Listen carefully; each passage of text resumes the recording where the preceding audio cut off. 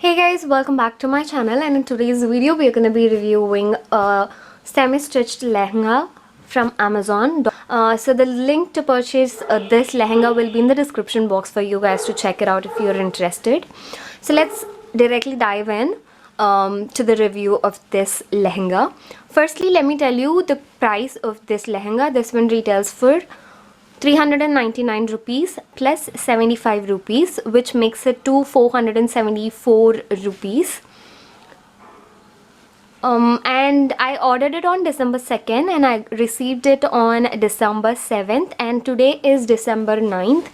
The problem that I have with this lehenga is that I ordered the shade or the color maroon, but the one that I received is in navy blue color. But I don't really have a problem with the color, so I'm gonna keep it. I'm not gonna return it. Talking about the material, this is a silk cotton, or a shiny cotton material is what is the material. I really like the quality of the material. It is really nice. If you stitch it and pair it up with good accessories, it will look really good on you. And also the embroidery work that we have here is not that bad, but compared to the one that you see in the picture, this is definitely a different piece, meaning the designs are little away. So in the picture it looks very close to each other, but here it looks little different.